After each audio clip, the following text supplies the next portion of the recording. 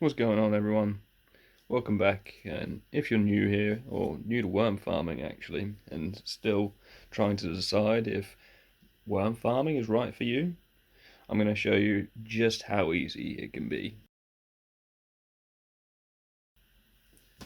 If you haven't seen how we built this worm tub, I'll leave a link in the card up here. But we have been waiting several days now, and it should be ready for us to consider doing our first feeding. So what we're going to do is show you what we'll be feeding for the first time, and if you stick around to the end, we'll explain one of the most important reasons. If you stick around to the end, we'll be sharing one really important tip to get the fastest worm casting production. What we're feeding today is we have some carrots, we have some lettuce, we have banana, and we have some tea leaves. These are all good options. Variety of slow and fast foods here. So when I say that, I'm talking about how quickly the foods themselves start to break down. You've all experienced bananas going brown overnight, lettuce going soggy overnight, but then carrots seem to hang around forever. So that gives you a good idea of how quickly these will break down in your worm bin. So this is the first feed. As you can see, we're talking maybe 600 mil, 500 mil of food. And what I'm going to do is bring in nice and close so you can see that I'm making a bit of a trench here at the back where all this food is going to go. The volume of food is about equal to what I added in worms.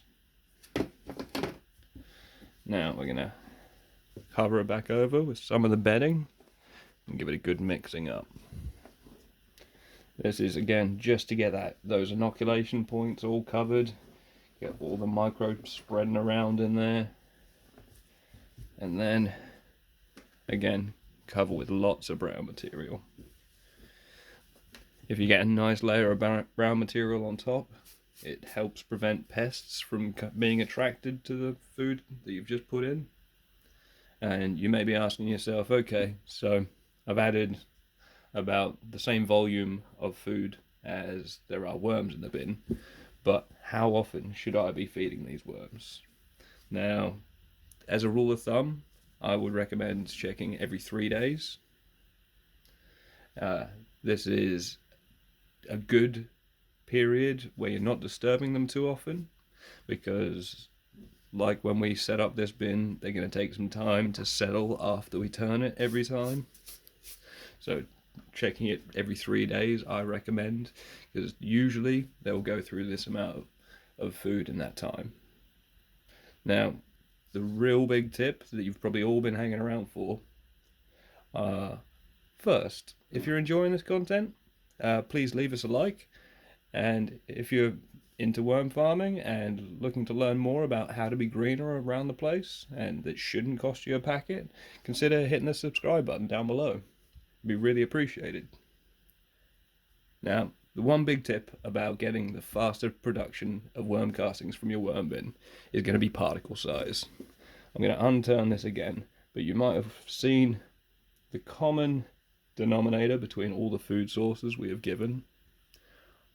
All of them have been chopped quite small.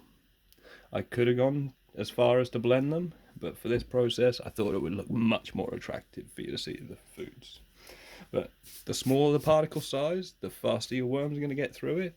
You got to consider their mouths are only really small, so the smaller you can make it, the faster they're going to get through it.